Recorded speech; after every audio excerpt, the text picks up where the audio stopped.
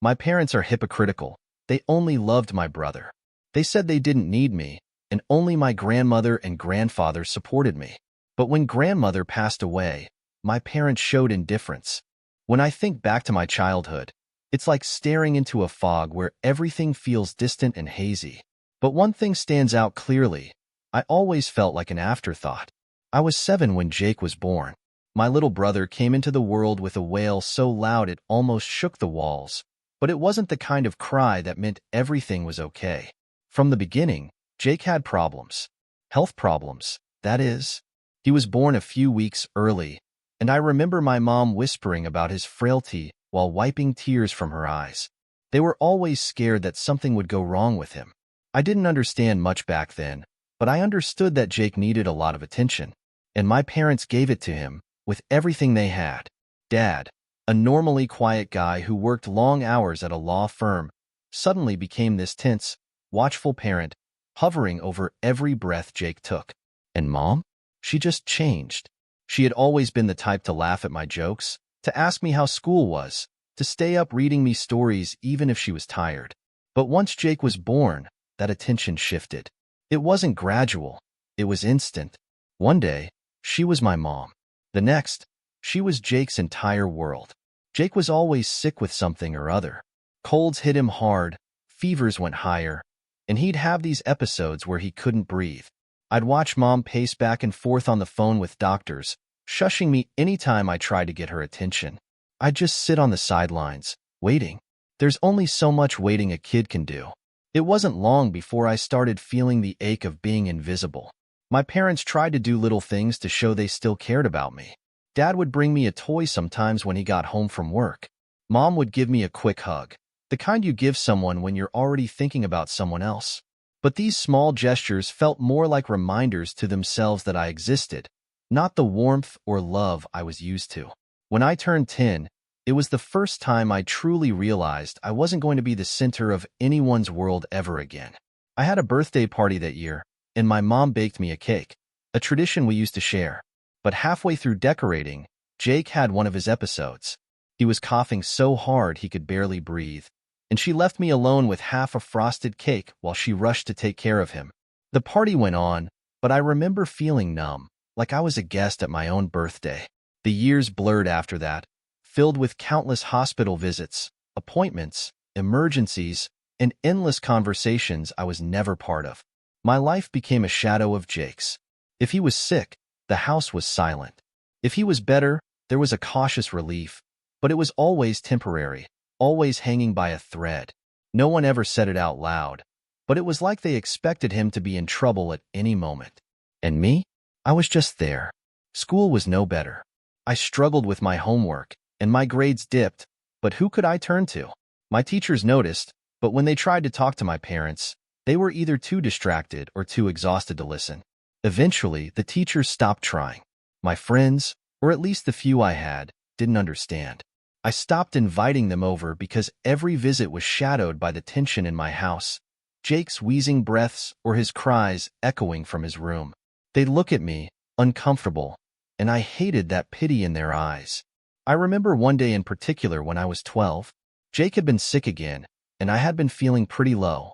I had scraped up some cash doing odd jobs around the neighborhood, and I went out and bought a sketchbook. I had a thing for drawing, a little talent I had picked up from watching cartoons and copying the characters on paper. Art became my escape, a world where I could create anything I wanted, where I was in control. But when I got home that day, eager to show my new sketchbook to my mom, I found her in the kitchen, sobbing silently at the table, her head in her hands. Jake had another scare, and she was drained. She looked up at me, her face tear-streaked, and tried to smile, but I knew she wasn't really seeing me. I didn't even bother showing her the sketchbook. I just slipped back to my room, feeling a hollowness I can't even describe. Dad tried harder to connect with me sometimes, but it felt forced. We'd sit in front of the TV, watching whatever was on, both too tired to talk. I could tell he wanted to say something, to be there for me, but he was always distracted, his eyes drifting toward Jake's room. I started building walls, shutting myself off from my family because it was easier than fighting for a space that didn't exist for me anymore. Things only got worse as Jake got older. He needed more care, and I kept slipping further away. My accomplishments were barely acknowledged. My struggles went unnoticed. When I started high school, I didn't even tell them I had joined the art club. They never asked, and I figured it wouldn't matter. I threw myself into my art, using it to express the loneliness and resentment that simmered within me. But as much as I tried, it was like I couldn't fully let go of this hope that one day, they'd see me, really see me. One evening, when I was around 15, Jake had a major health scare. It was bad enough that they took him to the hospital. I sat alone in our silent house, the weight of everything crushing down on me. It was the first time I truly resented him. I hated the way his needs overshadowed mine, how my parents never seemed to notice me. I hated myself for feeling that way, but I was so tired of being invisible. That night, something in me changed. I became colder after that. I withdrew, barely speaking to my parents, avoiding my little brother. My grades tanked even further, but they didn't notice. I started spending more and more time outside, roaming the streets, hanging out in places I probably shouldn't have been. There was this thrill in doing things that felt wrong, things that had nothing to do with Jake or my family. Around this time, I met Ethan. He was the older kid in my neighborhood, someone who had this air of rebellion I admired. Ethan was everything I wasn't: bold, loud, unafraid to make himself known. We became friends, and for the first time, I felt like I had someone who saw me. We'd talk about everything, and I'd vent about my family, my frustration, the endless cycle of being overlooked. He'd listen, nodding along like he understood, and it felt good. Too good, maybe. One day, Ethan dared me to skip school with him. It was a small rebellion, but it felt huge to me. We spent the day exploring abandoned buildings on the outskirts of town, smoking cigarettes and talking about the future. It was the first time in a long time I felt free, like I had some control over my life. But, of course, it didn't last. My parents got a call from the school, and they were furious when I got home. Mom tried to scold me, but it was half-hearted. She was tired, her eyes red from yet another sleepless night with Jake. Dad didn't even say anything, just gave me a disappointed look before retreating to his room. It was clear that I was nothing more than a burden to them, an inconvenience they didn't have time for. From that day on, I stopped caring about what they thought. I became reckless, getting into trouble just to feel something, anything. I stayed out late, did things I knew they wouldn't approve of. But no matter what I did, they barely noticed.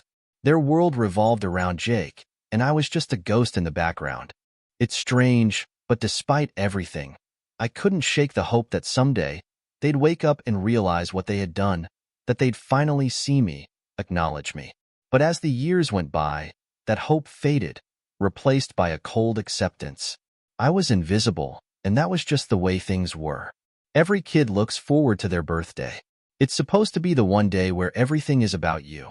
When I was little, I clung to the idea that, no matter how busy or stressed they were with Jake, my parents would remember my birthday.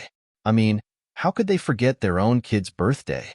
But year after year, the day would roll around, and it was like my birthday barely registered with them. I was 8 the first time it happened. I'd woken up early, my excitement barely contained as I waited for my parents to come into my room with a happy birthday and maybe a small present. I waited, sitting on my bed for what felt like hours, but the house was silent. Eventually, I couldn't take it anymore. I went downstairs, where I found my mom rushing around the kitchen, Jake in her arms, his face flushed with another fever. My dad was on the phone with a doctor, his face a mask of worry. They barely even looked at me. After they finished with the call, I walked up to my mom and tugged on her sleeve. "Mom, it's my birthday." She looked at me, her face softening for just a moment. "Oh, honey, I know. I'm sorry. Jake's not feeling well, but we'll do something nice later, okay?" Later. That word became a familiar one. Later meant never, and I knew it, even then. But I nodded, forcing a smile, and went back upstairs, pretending it didn't matter. They never got around to it. That night, they tucked me into bed like any other day, and I lay there, wondering if maybe I was asking for too much. The next year, I tried again, waking up with that same hope that maybe this time would be different. But Jake was in and out of the hospital, and my birthday fell right in the middle of one of his worst episodes.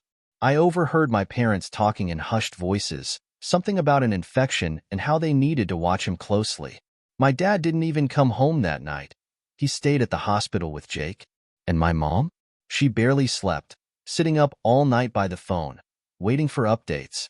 I tried telling myself it was okay, that they had a reason to forget. Jake was sick, after all. But no matter how much I reasoned, it still hurt.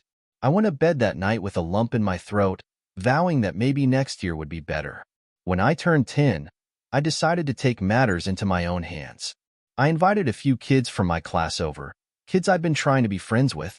I hadn't told my parents, figuring they'd be okay with it since it was my birthday. They weren't.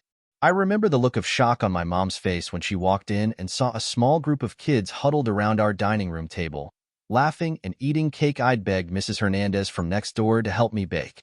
My mom's face turned red, and she pulled me aside. "What are you doing?" she whispered, her voice tense. "Jake's resting upstairs. You can't have all this noise here." I felt my cheeks burn with embarrassment as I looked at my friends, who were all staring, sensing the tension. I stammered, "It's my birthday." I thought. She sighed, her shoulders dropping. "I know, honey, but Jake is really sensitive to noise right now. You know he's been having a hard time. Why don't you guys go outside?" It was winter and freezing, but I didn't argue. We grabbed our coats and shuffled out to the backyard, where my friends looked at me with pity.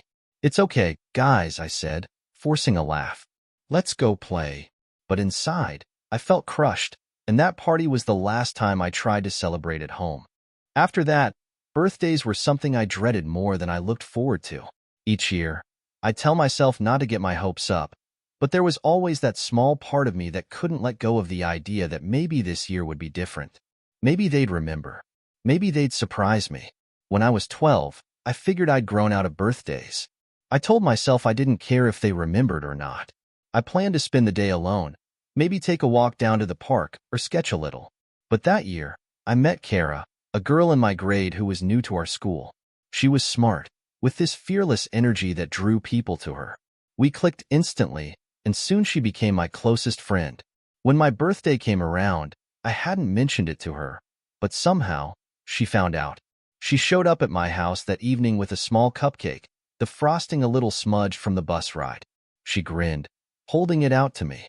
"Happy birthday, Alex." I was speechless. For the first time in years, someone had actually remembered. I took the cupcake, barely managing a thanks, feeling my throat tighten. She didn't make a big deal about it. We just sat on my porch, talking about everything and nothing, and it was one of the best birthdays I'd ever had. Kara didn't know it, but she gave me something my own family hadn't. A moment where I felt seen. My parents didn't notice Kara's visit or the cupcake. When I came back inside, they were arguing about Jake's latest round of medication, barely glancing in my direction as I slipped up to my room. I sat on my bed, savoring the taste of that cupcake, letting the sweetness fill the emptiness I'd carried for so long. As I grew older, I started to realize that it wasn't just birthdays. Every achievement, every little milestone, was overshadowed by Jake's needs. When I was 14, I won an art competition at school. My piece, a charcoal drawing of a cityscape, had been selected for a local exhibit. I was ecstatic, eager to tell my parents. But when I showed them the invitation, they barely looked at it. "That's nice, honey," my mom said absently, folding laundry. "But Jake has an appointment that day. We'll see if we can make it, okay?" They didn't come. I stood alone at the exhibit, watching other kids laugh with their families, taking pictures, sharing hugs. I tried to ignore the pang of jealousy, the bitter taste of resentment building inside me. I told myself I didn't need them there, that it didn't matter. But no matter how much I tried to convince myself, I couldn't shake the loneliness that settled deep in my bones. Things reached a boiling point on my 16th birthday. By then, I had stopped mentioning it altogether, figuring it was easier to let it pass unnoticed. But Kara, who had been my friend for years by then, wasn't about to let me ignore it. She showed up at my door with a group of friends, holding a makeshift "Happy Birthday" banner and a bag of party hats. I tried to warn her, but she waved me off, determined to make it a celebration. We set up in the backyard, laughing as we put on the hats and dug into the snacks she'd brought. For the first time in a long time, I felt like I was having a real birthday. But then my mom came storming out, her face livid. "Alex, what is this?" she snapped. "You know Jake isn't feeling well. How could you be so selfish?" The words hit me like a slap. My friends went silent, the laughter evaporating in an instant. Kara looked at me, her face a mix of confusion and sympathy. I could barely meet her eyes. I felt like I was suffocating, like every ounce of happiness had been sucked out of me. Without a word, I turned and walked away, leaving my friends to awkwardly gather their things and go. I didn't even say goodbye. I just went inside, up to my room, and closed the door.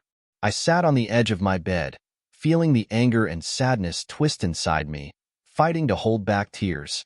That night, I overheard my parents talking. My mom was frustrated, complaining about the burden of Jake's health and how tired she was. My dad's voice was softer, but there was a hard edge to it. "We can't just forget about Alex," he said, almost a whisper. "He's our son, too." For a moment, I felt a flicker of hope. Maybe he'd finally realized, maybe things would change. But then my mom sighed, her voice flat. "Alex is fine. He's strong. Jake needs us more." I felt something break inside me. From that moment on, I stopped hoping. I stopped expecting anything from them. I became colder, more withdrawn, focusing on my art, on anything that would take me away from the reality of being invisible in my own family. Kara was still there, still my friend, but I could tell she worried about me. She'd ask if I was okay, if I wanted to talk, but I'd always brush her off, pretending it didn't bother me. Inside, though, I was angry. Angry at my parents for making me feel like I didn't matter, angry at Jake for always being the center of their world, and, maybe most of all, angry at myself for still wanting their attention after all these years. By the time I turned 17, I had learned to keep my life, my achievements, my interests, my dreams, to myself. Sharing anything with my parents felt pointless, like talking into a void. Jake's constant health struggles and his impact on our family had become this all-consuming vortex, pulling in everyone's energy and attention, leaving nothing for anyone else. I had tried to understand it, to be the patient, good son who didn't complain, but it was like every part of who I was got swallowed up and forgotten. My love for art was one of the few things that brought me any sense of peace. I would spend hours sketching, losing myself in drawing landscapes, portraits, anything that helped me escape the reality of my home life. Kara knew about my passion, of course, but my parents? They only ever glanced at my sketches, offering a half-hearted "that's nice," before going back to Jake's needs. It hurt, knowing they didn't care, but I pretended it didn't. I'd tell myself I didn't need their validation, but the sting of their indifference never faded. Jake had his fair share of problems beyond just his health issues. As he grew older, he developed this habit of acting out, almost as if he knew he held the power to command everyone's attention. Whenever he was upset, he'd lash out, sometimes throwing things or screaming loud enough to make the walls shake. My parents would jump to soothe him, shushing me if I even tried to speak up. One night, I was in my room working on a painting for an upcoming art show at school. It was my biggest project yet, a massive canvas depicting a stormy city skyline, filled with jagged lines and dark, moody colors. It was my way of expressing the frustration and loneliness I'd been carrying around for years. I was nearly finished, just adding the last few details, when I heard a loud crash downstairs. I froze, gripping my brush, already feeling the anger bubbling up. I didn't have to guess who caused it. Jake was in one of his moods again, and by the sounds of it, he'd thrown something. I went downstairs, already bracing myself for the scene. Sure enough, there he was, standing in the middle of the kitchen, shattered glass around his feet, his face red with anger. My mom was beside him, her voice soft and soothing as she tried to calm him down. "What happened?" I asked, though I already knew. Mom barely looked at me. "Jake just had a little accident, honey. Why don't you go back upstairs?" "An accident?" "He smashed an entire vase." I couldn't keep the frustration out of my voice. "Alex," she snapped, her eyes flashing. "This isn't the time." I clenched my fists, forcing myself to swallow the anger. I wanted to scream, to make them see how unfair it was, but I knew it wouldn't matter. Nothing I said would change anything. So, I turned and went back upstairs, the sound of their voices fading as I closed the door. I looked at my painting, now smudged with the paint I had accidentally smeared in my anger. I wanted to tear it up, to destroy it the way Jake seemed to destroy everything. It wasn't just at home either. Jake's behavior had started affecting other parts of my life, too. One weekend, Kara invited me to her cousin's birthday party. It was supposed to be a small gathering, just some friends and family hanging out in their backyard. I was looking forward to it, a chance to relax, to be somewhere that didn't revolve around Jake for a change. But when I told my parents, they immediately shot it down. "You can't go, Alex," my mom said, her voice matter of fact. "Jake's been having a hard week, and we need everyone here. But I'm just going to a friend's house. It's not like I'm leaving for days. Your brother needs stability," she insisted, her tone final. "We all need to be here for him." I wanted to argue, to scream that Jake's needs had taken over my life, that I deserved a break, but I knew it was useless. They had made up their minds, and I was, once again, stuck. I texted Kara, apologizing, and tried not to feel the resentment that bubbled up every time I was forced to sacrifice my own plans for Jake's sake. Later that night, Kara called me. "Alex, you can't keep doing this," she said gently. "It's not fair. You deserve to have a life outside of your family." Her words hit me hard, echoing what I'd been feeling but hadn't dared to say. I wanted to tell her everything, to pour out the frustration and anger that had been building up inside me for years, but the words caught in my throat. Instead, I just muttered, "Yeah, maybe." I was losing myself, bit by bit, to the weight of everything that came with being Jake's brother.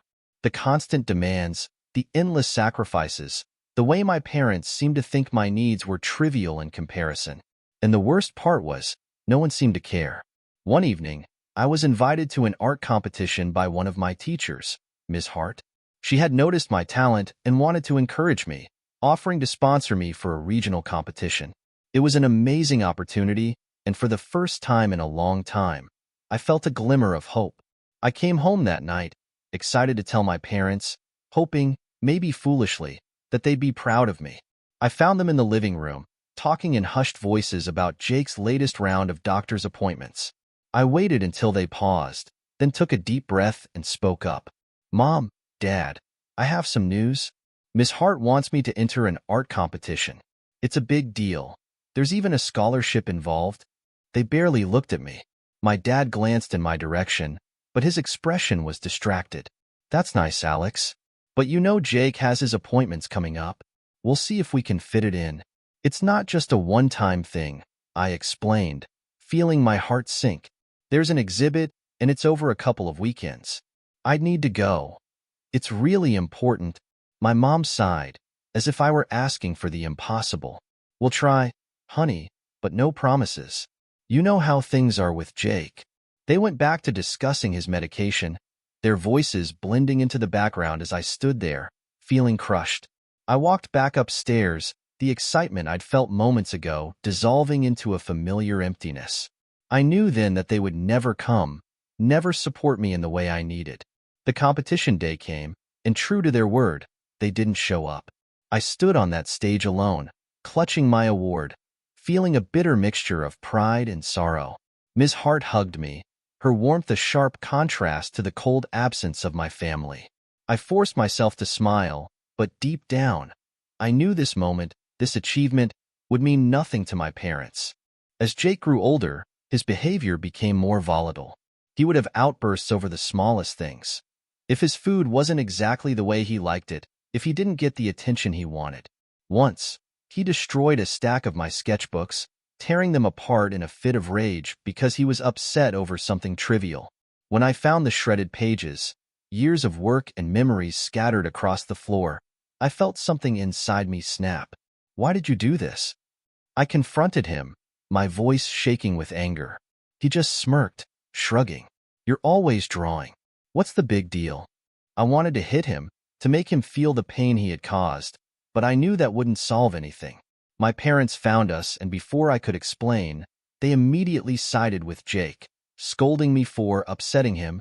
"Alex, he didn't mean it," my mom said, her tone dismissive. "You know how sensitive Jake is." "But he destroyed my work," I yelled, my voice cracking. "Enough, Alex," my dad said firmly. "You need to learn to be more understanding." Understanding.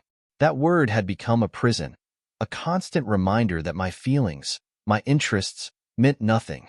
I couldn't believe they expected me to brush it off as if Jake's actions didn't matter, as if my art was worthless. After that, I stopped drawing at home. I couldn't stand the thought of my work being at the mercy of Jake's moods. Instead, I'd go to Kara's house, hiding my sketchbooks in her closet, spending hours there, losing myself in the world I could create on paper. It became my escape, a way to preserve the part of me that my family seemed intent on ignoring. Over time, I felt the weight of that emotional burden growing, pressing down on me until it was hard to breathe. I was nothing more than a shadow in my own home, a silent observer in the life of a family that revolved around Jake. And no matter how much I tried, I couldn't escape the feeling that I would always be second, that my dreams, my achievements, were nothing but background noise to the constant demands of being his brother. The loneliness was crushing, but there was no one to turn to. I stopped trying to explain myself to Kara or to anyone else. No one could truly understand the emptiness that came from being invisible, from constantly sacrificing your own happiness for someone who didn't care, who only took and never gave. And as much as I tried to convince myself that I didn't need my family's approval, deep down, I knew I still wanted it. I wanted them to see me, to acknowledge that I mattered. But each passing day made it clearer that, in their eyes, I would always be just an afterthought. Growing up, my grandparents, Sarah and Henry, were the lifeline I didn't know I needed. They lived in a small, cozy house on the outskirts of town, a place that smelled of old books, fresh-baked bread, and something warm that I couldn't quite name. Visiting them was like stepping into another world, one where I wasn't overlooked or ignored. Sarah was my mom's mother, a gentle woman with a constant sparkle in her eyes and an infectious laugh. She was the kind of person who seemed to radiate kindness, her mere presence enough to make you feel safe. Henry was quieter, with a reserved demeanor that softened around me. He was the one who'd sit by the fireplace with his pipe, nodding along as I told him stories, his gruff voice always encouraging me to keep talking. They were my sanctuary, the only people who made me feel like I mattered. Whenever my parents were too busy with Jake, which was often, I'd spend weekends with them. The routine became almost sacred. Sarah would greet me at the door, her arms wide open, pulling me into a warm hug, followed by Henry's firm but comforting pat on the back. They'd fuss over me, making sure I had my favorite snacks, asking about school and, most importantly, listening. They were the only people who seemed genuinely interested in my art, the only ones who made an effort to know me. My birthdays with them were something special. It wasn't just about cake or presents. It was about being celebrated for who I was. Sarah would bake a cake from scratch, letting me lick the spoon and pick the decorations. "It's your day, Alex," she'd say, winking at me as she added extra sprinkles. And Henry, who wasn't much of a talker, would sit beside me, his rough hands holding out a small gift, his way of saying he cared. Those moments filled the emptiness left by my parents' neglect, giving me something to hold on to. One summer, when I was 14, my grandparents took me on a trip to the mountains. It was just the three of us. No Jake, no reminders of the life I had to return to. We spent the days hiking, exploring hidden trails, and watching the sun set behind the peaks. Henry taught me how to fish, his hands guiding mine as he showed me how to cast the line, his patience endless. Sarah would laugh as I tried to catch fish, her voice echoing across the water. They even surprised me with a small sketchbook and pencils they brought along, encouraging me to draw the landscape. I filled those pages with sketches of trees, rivers, and mountains, each stroke a memory I wanted to preserve forever. Those few days were some of the happiest of my life. For once, I felt free, like I wasn't bound by the weight of being Jake's brother. My grandparents saw me as my own person, someone worthy of love and attention, and that feeling became a refuge, a reminder that I wasn't completely invisible. But as I got older, I began to notice subtle changes in Sarah. She'd become forgetful, losing track of conversations and misplacing things. At first, it seemed like nothing serious, just small lapses that we laughed off. But gradually, the lapses became more frequent. I'd find her staring blankly at something, her face clouded, as if she were trying to recall a memory just out of reach. I remember one day in particular. We were baking cookies together, a simple tradition that she and I had done countless times. I was mixing the dough, chatting away about a project I was working on for school, when I noticed she had stopped moving, her hand frozen in midair, holding an egg. Her eyes were unfocused, her expression distant. "Grandma," I said softly, feeling a twinge of fear. She blinked, looking at me with confusion before shaking her head. "Oh, Alex, I'm sorry. I just forgot what I was doing." The laughter I had felt moments before faded, replaced by a cold sense of dread. I didn't understand what was happening, but I knew something was wrong. I tried to ignore it, hoping it was just a one-time thing, but deep down, I couldn't shake the fear. Henry noticed, too. I could see it in the way he'd watch her, his eyes filled with a mixture of worry and sadness. He tried to hide it from me, but I could see the strain on his face, the way he'd grip her hand a little tighter, as if afraid she might slip away. I wanted to ask him what was happening, to understand why Sarah seemed different, but I didn't dare. Part of me was terrified of hearing the answer. As the months went on, Sarah's health continued to decline. My parents barely noticed, too caught up in their world with Jake to pay attention. When I tried to tell them that something was wrong with Grandma, they brushed it off, saying she was just getting old. They didn't see her the way I did. They didn't understand the change. They hadn't seen the way she'd forget my name sometimes, or the way she'd wander off, looking lost in her own home.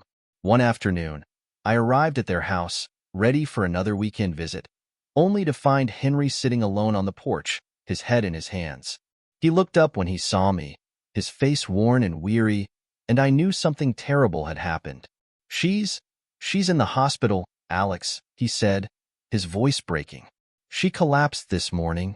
The words hit me like a punch to the gut. I felt the world tilt, the ground shifting beneath me as I tried to process what he was saying. I had known, on some level, that she wasn't well, but hearing it out loud made it real in a way I wasn't prepared for. We spent hours at the hospital, sitting in that sterile, white room that felt cold and unwelcoming.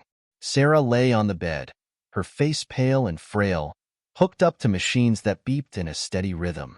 I held her hand, feeling the warmth seep from her fingers, trying to memorize every line, every wrinkle, every detail. She looked so small, so vulnerable, and I felt an overwhelming wave of helplessness wash over me. Henry sat beside me, silent, his face a mask of grief. He didn't cry. He was too proud for that, but the pain in his eyes was enough to break my heart. We stayed there, holding vigil, clinging to the hope that she would wake up, that everything would go back to normal. But deep down, I knew that life would never be the same. When she finally opened her eyes, it was a bittersweet relief. She looked at us, her gaze unfocused, a faint smile on her lips. She was still there, but she wasn't the same. The sparkle in her eyes had dimmed, replaced by a distant, almost vacant look that made my chest ache. We took her home, but it was clear that she would never be the Sarah I had known. Her decline was slow but steady. Henry did his best to care for her, his love for her unwavering, but it was a losing battle. She'd have moments of clarity, brief flashes where she'd recognize me and smile, and those moments became my lifeline. But they were rare, and each time they faded, I felt a piece of myself crumble. One evening, I brought over a sketch I had been working on, a portrait of her, drawn from memory. I showed it to her, hoping it might trigger something, a memory, a recognition. She looked at it for a long time, her expression blank, before reaching out and tracing the lines with her fingers. "It's beautiful," she whispered, her voice soft. Who is it?" The words tore through me, leaving me feeling hollow and empty. I forced a smile, nodding, but inside, I felt like I was falling apart. The woman who had been my rock, my refuge, no longer knew who I was. The realization hit me with a force I hadn't expected, and I excused myself, going outside to sit on the porch, where I let the tears fall. Henry found me there, sitting in the dark, my head in my hands. He didn't say anything, just sat beside me, his hand resting on my shoulder. We stayed like that, sharing a grief too deep for words, the weight of our loss pressing down on us. When Sarah finally passed, it was like a part of me died with her. She had been the only person who had truly seen me, who had loved me unconditionally. Her absence left a gaping hole in my life, one that I knew could never be filled. The house felt emptier without her, her laughter a distant memory that echoed in my mind. Henry was a shell of the man he had once been, his grief a heavy silence that hung between us. I spent more time with him after she was gone, helping him around the house, trying to ease his burden. But nothing I did could erase the sadness in his eyes, the loss that weighed him down. He would sit by the window, staring out into the distance, lost in memories of a life that no longer existed. My parents barely acknowledged her death. They offered their condolences, saying the obligatory words of sympathy, but I could tell they didn't understand the depth of my pain. To them, Sarah had been just another relative, a minor figure in their lives. But to me, she had been everything, a mother, a friend, a guide. Her loss left me feeling unmoored, adrift in a world that felt colder and emptier than ever. As the weeks passed, I tried to move on, to fill the void she had left. But nothing could replace the warmth of her embrace, the kindness in her eyes, the unconditional love she had given me. I visited Henry as often as I could, trying to keep a part of her memory alive, but it was like trying to hold on to smoke.